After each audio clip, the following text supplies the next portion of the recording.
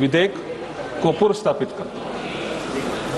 Item number 8 माननीय गृह मंत्री जी। महोदय, मैं प्रस्ताव करता हूं कि संघ राज्य क्षेत्र विधि संशोधन विधेयक 2026 पर विचार किया जाए। 1 मिनट, थोड़ा संशोधन करना पड़ेगा मुझे आइटम नंबर 7 को लेके।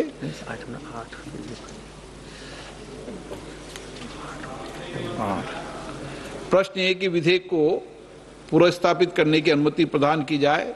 जो सदस्य इसके पक्ष में हाँ कहें, जो सदस्य विरोध में ना कहें। मेरे विचार में निर्णय हाँ वालों के पक्ष में, हाँ वालों के पक्ष में अनुमति प्रदान की जाती है। माननीय मंत्री जी, अब विधेयक पुनर्स्थापित करें। महोदय, मैं प्रस्ताव करता हूं कि संघ राज्य क्षेत्र विधि संशोधन विधेयक 2026 पर विचार किया जाए। पुनर्स्थापित नहीं। आइटम नंबर 9, प्रश्न ये कि विधेयक को पुनर्स्थापित करने की अनुमति प्रदान की जाए। जो सदस्य इसके पक्ष में हाँ कहें, जो सदस्य विरोध में ना कहें। मेरे विचार में निर्णय हाँ वालों के पक्ष में, हाँ वालों के पक्ष में अनुमति प्रदान की जाती है। माननीय मंत्री जी, अब विधेयक को पुनर्स्थापित करें। अध्यक्ष महोदय, मैं आपकी अनुमति से विधेयक को पुनर्स्थापित करता हूँ। धन्यवाद। Item number 10 Shri Arjun Ram Meghwal. Item number 10 66।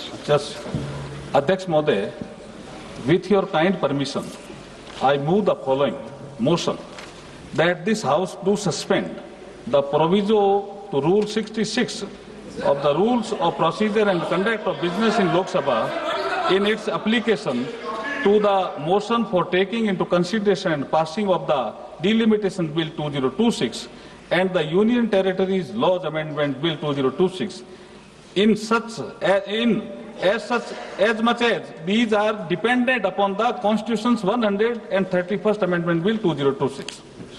क्या वेणुगोपाल जी, क्या argument given by the honorable minister is completely against the rules. The rule is very clear. A bill which is dependent wholly or partly upon another bill pending before the House may be introduced in the House in anticipation of the passing of the bill in which it is dependent. Here one is the Constitution bill. Very clearly one is the Constitution bill. And other two is not a Constitution bill.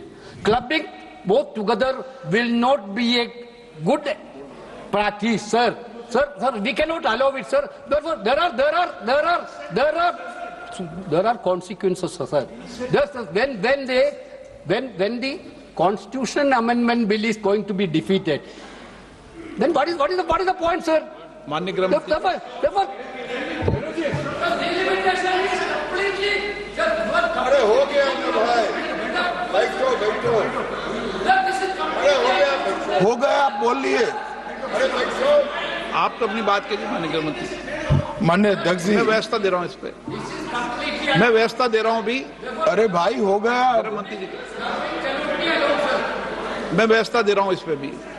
माननीय अध्यक्ष जी, माननीय सदस्य वेणुगोपाल जी ने एक प्रकार से दो मुद्दे उठाए। एक मुद्दा टेक्निकल है कि जो संविधान संशोधन होता है इसमें गण की आपूर्ति अलग होती है और जो कानून होता है उसमें गण की आपूर्ति अलग होती है। सदन के बहुमत के जो रूल्स है, जो नियम बने हैं, वो अलग अलग है। इसलिए इस पर साथ में विचार नहीं हो सकता। और दूसरा कि जब डिबेट होती है तब संविधान संशोधन पर डिबेट अलग होना चाहिए और बिल पर अलग डिबेट होना चाहिए।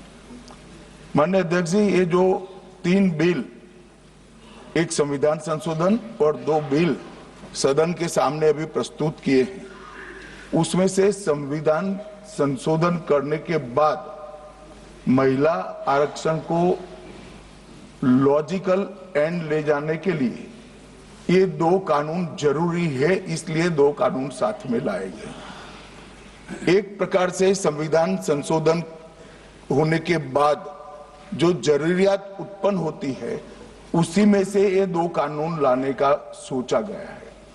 जहां तक उनका सवाल है कि बिल पारित करने में मत का विभाजन अलग अलग होता है, तो अभी हम चर्चा एक साथ में करें।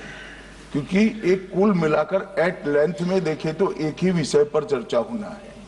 जब आप बिल पारित करोगे तो स्वाभाविक रूप से तीनों संविधान संशोधन में अलग डिवीजन होगा और बिलों की डिवीजन की जरूरत पड़ी तो भी वो अलग होगा। तो इसमें किसी भी प्रकार के औचित्य का भंग नहीं है और कई बार ऐसा हो चुका है, जैसे नारी शक्ति वंदन अधिनियम में भी ये तीनों बिल एक साथ ही आए थे पर इसी सदन ने उनकी सहमति से पास किया, मगर आज सुबह वो विरोध करने का तय कर आए मीटिंग में, इसलिए हर चीज में विरोध ही किए जा रहे हैं।